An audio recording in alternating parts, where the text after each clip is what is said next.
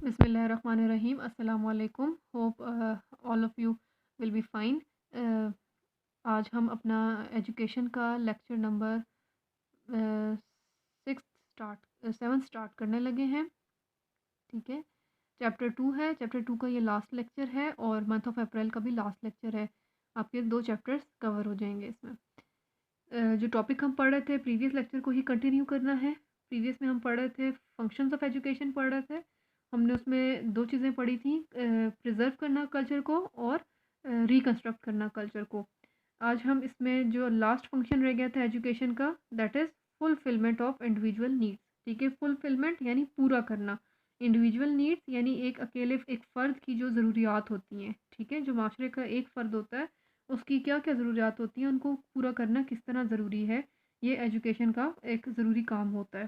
ठीक है, बुक से इसको फर्दर स्टडी कर लेते हैं। ये है हमारे पास fulfilment of individual needs. Education fulfil individual needs. There are 5 dimensions of individual need. 5 लिखा हुआ है बट देर आर 4। ठीक है, ये मिस्टेक। इसमें क्या कह रहे हैं कि एक इंडिविजुअल की जो नीड्स होती हैं उसको पूरा करना एजुकेशन का काम होता है। ठीक है, एजुकेशन करती भी है ये काम। वो नीड्स कौन कौन सी हैं? नंबर 1 फिजिकल नीड्स हैं, साइकोलॉजिकल नीड्स हैं, कॉग्निटिव नीड्स हैं एंड सोशल नीड्स हैं। ठीक है, फिजिकल नीड को 2 बार लिखा हुआ है। तो इसमें आपके पास क्या है, ये एक एक करके हम देख लेते हैं इन चारों नीड्स को कि ये नीड्स होती क्या हैं और एजुकेशन इनको फुलफिल कर रही होती है। Number 1 is physical need. The top most important need of the student is that he must be fit and fine physically. ठीक है, यानी सबसे पहली टॉप मोस्ट सबसे पहली जो नीड है वो भी एक स्टूडेंट की, वो क्या है? फिजिकल नीड है, यानी फिजिकली उसका फिट होना बहुत ज़्यादा ज़रूरी है। फिट भी हो और फाइन भी हो। It is a cliche that sound body has a sound mind. ठीक है, ये हमारे पास एक मुहावरा है कि sound body has a sound mind, यानी जो जिस्म पुरसकून है वो जहन भी पुरसकून होगा फिर। तो यानी जिस्मानी सेहत और जहनी सेहत दोनों एक दूसरे के साथ इंटरलिंक्ड हैं। The students who are fit physically are better achievers academically. ठीक है, जो फिजिकली सेहतमंद हैं वो जाहिर सी बात है कि वो चीज़ें भी अच्छे से अचीव कर पाएंगे, कामयाबियाँ हासिल कर पाएंगे। ठीक है, सेहत में हर चीज़ आ जाती है उसका, उसकी नींद, खाना पीना, वज़न, ये उसका चलना बैठना उठना, भागना, इवन दौड़ना, हर चीज़ उसकी फ़िज़िकली फ़िट होनी चाहिए बच्चे की, तो वो ईज़िली चीज़ें अचीव कर रहा होता है। So educational process must be set up in a way that it should arrange co-curricular activities for the students so that they could develop according to their age। ठीक है, पहले बताया कि फिजिकल नीड होती क्या है। नाउ दे आर टेलिंग कि education इस फिजिकल नीड को कैसे पूरा करे। वो कैसे पूरा करे कि को करिकुलर एक्टिविटीज़ का इंतज़ाम रखे हमेशा अपने इदारों में। वो कोई भी तरह की पढ़ाई है, कोई भी चीज़ें सीखने जा रहा है तो उस लर्निंग के अलावा उससे हट कर कोई एक्टिविटी ज़रूर होनी चाहिए ताकि उसकी बॉडी जो है वो फ्रेश रहे और हेल्दी रहे। ठीक है, सिर्फ उसको किताबी कीड़ा बना देंगे तो उसकी बॉडी को नुकसान पहुंच रहा होता है, फिज़िकली अनफिट हो सकता है ऐसे बच्चा। उसके बाद क्या है, साइकोलॉजिकल नीड्स क्या हैं? The students want that they must be recognised and identified. ठीक है, स्टूडेंट यानी हर बच्चा जो है, इवन हर फर्द जो है वो चाहता है कि उसको जाना जाए, उसको पहचाना जाए। ठीक है, उसको माना जाए, यानी उसकी शख्सियत को इनफरादी तौर पर एक एंटिटी समझा जाए। They want to be respected in their family friends and society. यानी उनकी क्या चाहत होती है, हर बच्चे की चाहत होती है कि चाहे वो फैमिली है, चाहे वो फ्रेंड्स हैं, चाहे वो माशरा है, उसमें उसको इज़्ज़त दी जाए, उसको इज़्ज़त मिले। Education must create the feeling of self efficacy, integrity and recognition in the student. तो एजुकेशन क्या करती है कि उस बच्चे के अंदर ये सलाहियत पैदा करती है कि जिससे वो ख़ुद को एक मुफीद फ़र्द समझता है, एक सालिम इंसान समझता है, यानी उसकी नफ्सियात के ऊपर भी काम कर रही होती है, जिसकी वजह से वो कॉन्फिडेंस उसके अंदर आता है या उसके अंदर ऐसी क्वालिटीज़ आती हैं कि जिसकी वजह से वो ख़ुद को ग्रूम कर पाता है और अपने आप को एक बेटर पर्सन माशरे का समझ रहा होता है, अपने आप को अपने आप को समझ लेता है, रिकॉग्नाइज कर लेता है। ठीक है, the holy profit ordered his followers to respect the elders and love the youngers and thus to fulfill their psychological needs। ठीक है, कहते हैं इसमें भी इस्लाम की एग्जांपल आपको दे रहे हैं कि रसूल खुदा ने भी हुक्म दिया था अपने असहाब को, अपने साथियों को, कि बड़ों की इज़्ज़त करो, छोटों से मोहब्बत करो और उनकी जो साइकोलॉजिकल यानी जो उनकी नफ्सियाती ज़रूरियात होती हैं उनको भी समझो। ठीक है, आगे क्या आ जाता है, कॉग्निटिव नीड्स। कॉग्निटिव हम पढ़ चुके हैं। कॉग्निटिव क्या होता है, जो एक इंसान के अंदर पैदा होते से उसके अंदर जो लर्निंग की कैपेबिलिटीज़ अल्लाह ताला ने रख के भेजी हैं, यानी अगर वो किसी भी इदारे में नहीं जाता, किसी भी स्कूल में नहीं जाता, तो जैसे जैसे वो ग्रो कर रहा होता है अपने इर्द गिर्द से हर चीज़ सीख रहा होता है। ये कॉग्निटिव यानी नेचुरली जो उसकी एबिलिटीज़ होती हैं सीखने की, लर्निंग की, उनको बोलते हैं। तो cognitive capabilities draw a line of difference between man and other creatures, ठीक है? ये इंसानों में होती हैं, जानवरों में नहीं होती। इसी से हम इस ज़रूरत को समझते हुए हम एक डिफरेंस क्रिएट करते हैं इंसान में और जानवर में। The man is called a reasoning animal, ठीक है? उसको रीज़निंग एनिमल कहते हैं, यानी जब वो अपने इर्द-गिर्द कुछ भी देखता है तो वो उस पे सवाल करता है, उसको जानना चाहता है, उसको एक्सप्लोर करना चाहता है। He wants to explore the universe, यानी अपने सेंसेस को जब इस्तेमाल करता है तो उनसे हमेशा वो रीज़निंग करता है, कोई ना कोई सवाल उठाता है अपने इर्द-गिर्द देखने से, जैसे-जैसे वो ग्रो कर रहा होता है। He wants to solve He wants to solve the mysteries of life. Education must answer his curiosity and inquisition. तो कह रहे हैं कि जैसी बात है, इंसान के अंदर नेचुरली ये तलब मौजूद है, ये तड़प मौजूद है कि वो जानना चाहता है चीज़ों को। तो एजुकेशन क्या करे कि उसकी इस नीड को डायरेक्शन दे, उसकी इस नीड को पूरा करे, उसके उन सवालों का जवाब दे, उसको लर्निंग की तरफ उसकी लर्निंग को कंप्लीट करे। Social needs, the basic social need of an individual is social adjustment, ठीक है? यानी एक हर इंसान की एक माशरती ज़रूरत भी होती है, यानी वो माशरे का फ़र्द भी बनना चाहता है, माशरे में चलना फिरना, माशरे में सर्वाइव करना भी चाहता है और इवन बेटर वे में करना चाहता है। तो education must prepare the student for social adjustment, तो उसके लिए भी उसको एजुकेशन प्रिपेयर करे कि माशरे में उठना बैठना, माशरे में dealing different parts of life में या डिफरेंट एस्पेक्ट्स में डीलिंग कैसी होनी चाहिए और क्या कैसे मामलात को सोशल लाइफ को कैसे लेके चलना है। तो एजुकेशन भी उसको इस मामले के लिए प्रिपेयर करे, ठीक है?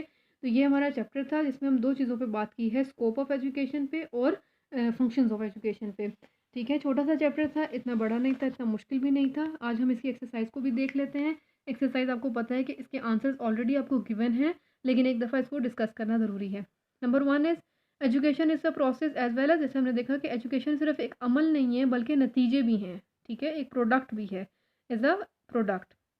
Education enhances human personality and organise human society.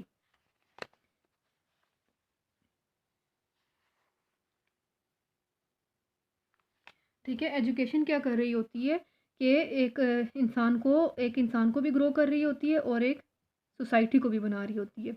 Education provides a positive direction to our multi dimensional development, ठीक है?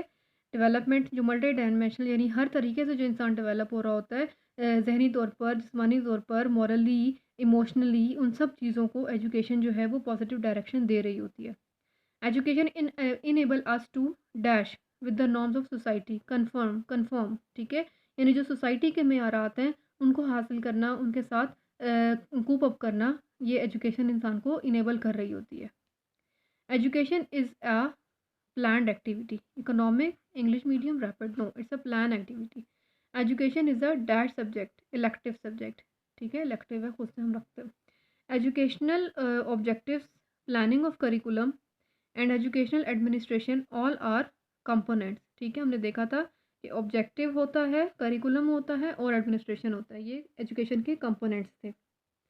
Education is an objective exploration of all the educational issues, ठीक है? यानी अगर हम एजुकेशनल इश्यूज़ को एक्सप्लोर कर रहे होते हैं तो उसके मकसद क्या होता है? एक मकसद होता है, उसका ऑब्जेक्टिव होता है, सब्जेक्टिव नहीं होता, ठीक है? Reconstruction of culture is reconstruction of culture क्या है? फाउंडेशन, फंक्शन और ऑब्जेक्टिव।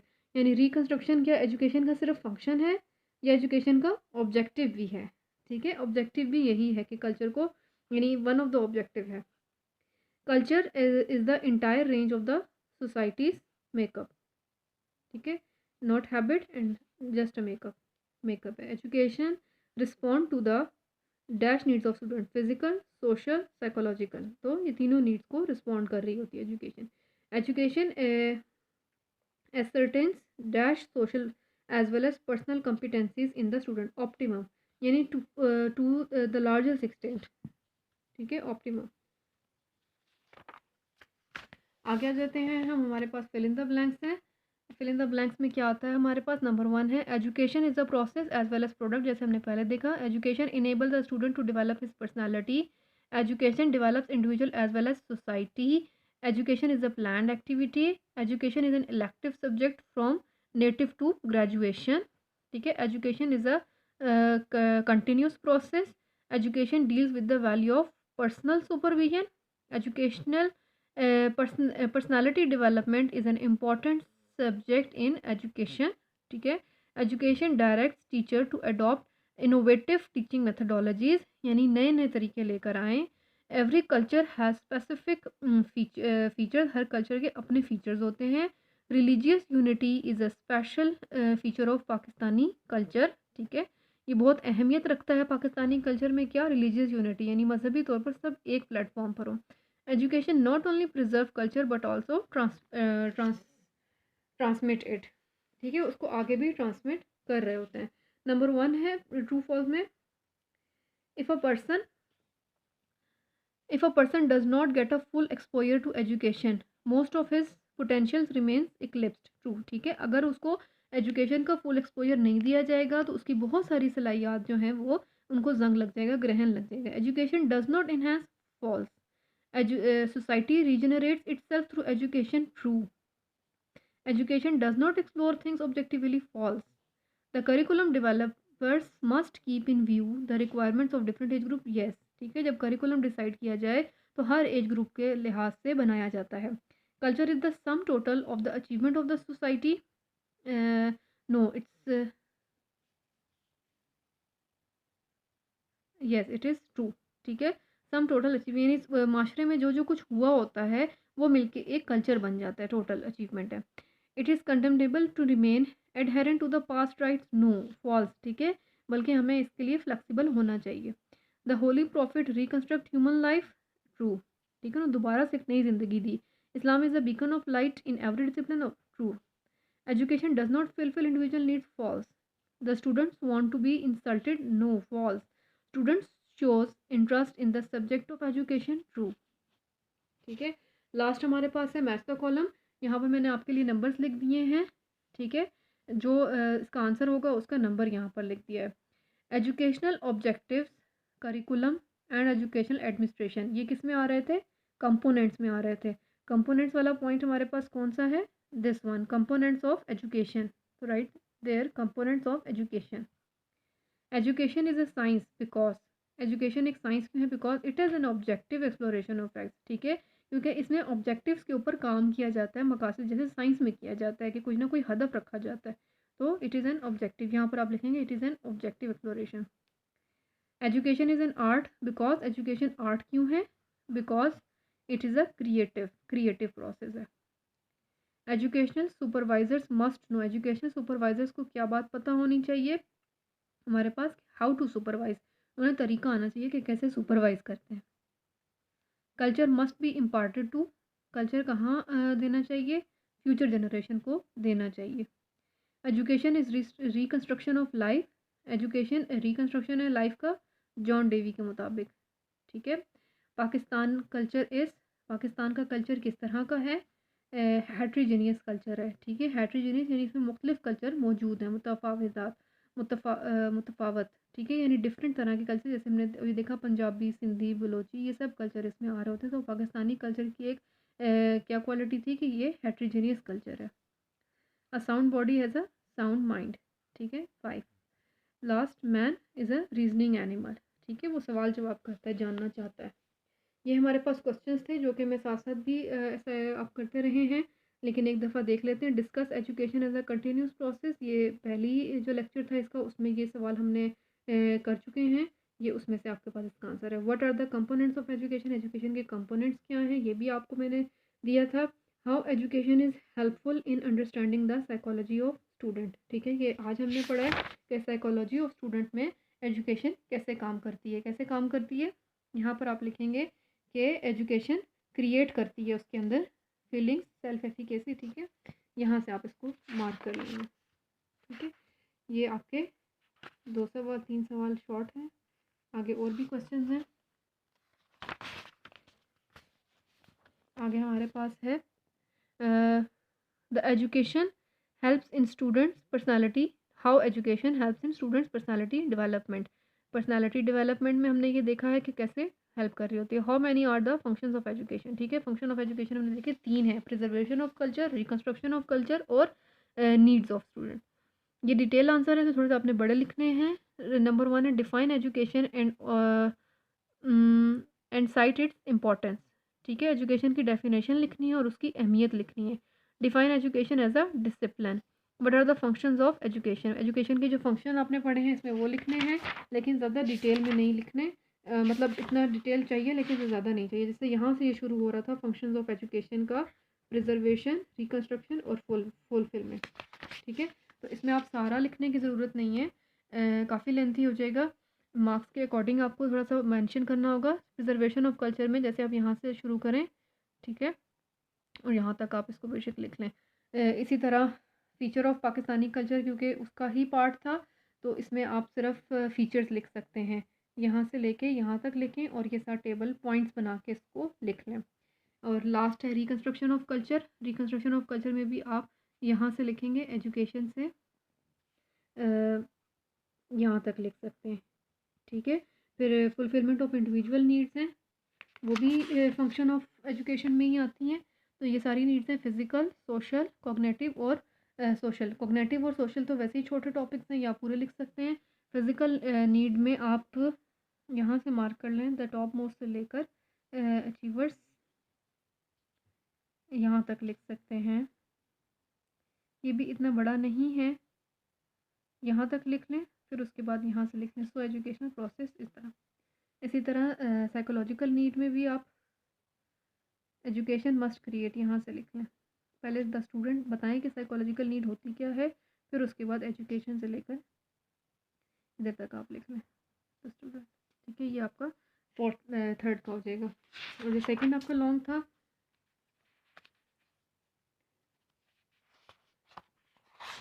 सेकंड लॉन्ग क्वेश्चन है discuss education as a discipline. ये हमने शुरू में पढ़ा था इसका, ये एजुकेशन एज अ डिसिप्लिन। यहाँ से आप लिखना शुरू करेंगे, as a discipline education discusses this. ठीक है, ये सारे पॉइंट्स लिखेंगे। फिर उसके बाद following points can be helpful in this regard. तो उसके बाद उन्होंने ये काफ़ी सारे आपको पॉइंट्स दिए थे, ये मैंने काफ़ी सारे थे, तो इनमें से आपको 5 पॉइंट्स अपनी मर्ज़ी से सिलेक्ट करें। जैसे education is a science, education is an art, ये इंपॉर्टेंट है दोनों। ठीक है, ये ज़रूर लिखें। फिर एजुकेशन करिकुलम लिख सकते हैं, पर्सनैलिटी डेवलपमेंट लिख सकते हैं, ठीक है, बेटर टीचिंग पेडागोजीज लिख सकते हैं। तो आपका एक लॉन्ग क्वेश्चन अटैम्प्ट हो जाएगा। ठीक है, क्योंकि लॉन्ग के आंसर्स आपको बुक में नहीं दिए हुए, मतलब जैसे यहाँ पर आपको सॉल्व दिए हुए हैं, ये MCQ सॉल्व हैं, ये शॉर्ट सॉल्व हैं, इसके लॉन्ग के सॉल्व नहीं दिए हुए। दैट्स वाई मैं आपको मार्क करवा रही हूँ यहाँ पर। फर्स्ट था define education and also sites its importance.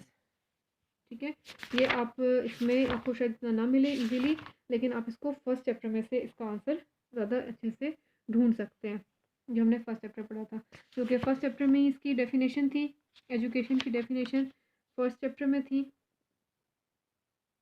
ठीक है, ये यहाँ पर थी एजुकेशन की डेफिनेशन फर्स्ट चैप्टर के फर्स्ट पेज पे। ये the word education has been derived, ये जैसे आपने लिखा था डिफाइन एजुकेशन में। ठीक है, यहाँ पर आप इसकी डेफिनेशन लिखेंगे जैसे उन्होंने कहा है कि डिफाइन एजुकेशन, और फिर उसके बाद उसकी इम्पोर्टेंस भी आपको इसी चैप्टर में मिलेंगी कि एजुकेशन इम्पोर्टेंट क्यों है। ठीक है, या आप इसमें ये लिख सकते हैं कि स्कोप ऑफ एजुकेशन ज़्यादा है, इस वजह से एजुकेशन इम्पोर्टेंट। बल्कि आप एजुकेशन की डेफिनेशन वहाँ से भी लिख सकते हैं और यहाँ से भी लिख सकते हैं, सेकंड चैप्टर की ही पेज नंबर 26 पे। Education is a process and a product too, यहाँ से लेकर मैक्सिमम एंड ऑप्टिमम यहाँ तक। ठीक है, ये फर्स्ट का होगा। और इम्पोर्टेंस के लिए भी आप यहीं से लिखें, the importance of education is based on the following points. ठीक है, ये 3 पॉइंट्स हैं, education is a process, education enhances human personality and education is a plan activity. ये 3 पॉइंट्स हैं, इसमें आपके पास इंपॉर्टेंस ऑफ एजुकेशन के बारे में मौजूद है। ठीक है, ये क्वेश्चन नंबर 1 का आंसर हो जाएगा, लॉन्ग क्वेश्चन। नाउ अब हम नेक्स्ट लेक्चर में नेक्स्ट चैप्टर को स्टार्ट करेंगे। Hope you get this. और आप कॉपीज़ भी साथ साथ बना रहे होंगे। 2 चैप्टर्स आपके कंप्लीट हो गए हैं, उसको कॉपी पे भी आप आंसर्स अपने साथ साथ लिख लें, एक्सरसाइज कंप्लीट कर लें। ओके, इंशाल्लाह we will meet in the next lecture. अल्लाह हाफ़िज़।